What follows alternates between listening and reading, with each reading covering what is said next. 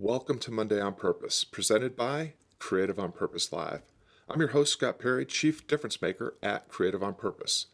Every Monday, I share a bit of insight and inspiration to help you heed the call of vocation, define the difference only you can make, and live your legacy. Today's episode is The Virtues of Suffering, the Call to Meaning. Here we go. We live in an age where some capitalize on the false promise that you can navigate all of life's uncertainties and adversities without pain and suffering. What utter balderdash!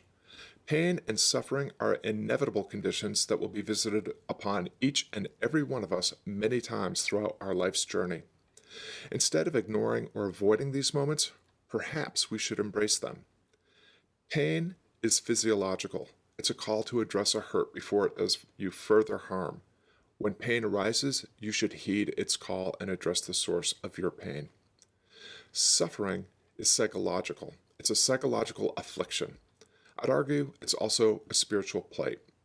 Suffering raises questions about the meaning of your condition. Pain is real.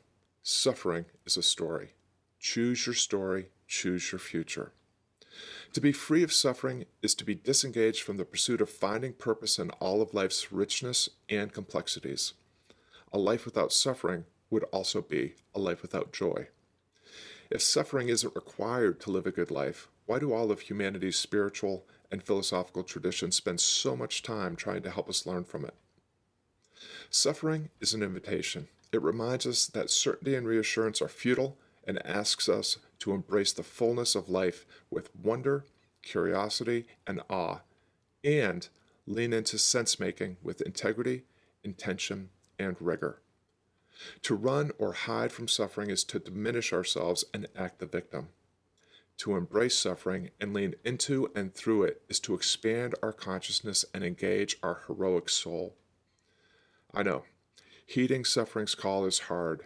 I fail to heed its call more often than I care to admit. However, ignoring or avoiding the inevitable risks and conflicts in a difference maker's adventures robs us of the meaning of being on the journey in the first place.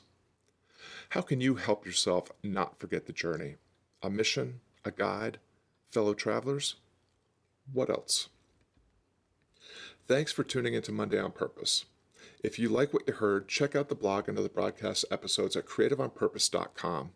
If you're listening on iTunes, consider leaving a 5-star review, subscribing, and sharing this episode with a friend. Thanks for the difference you make. Let's keep making things better together.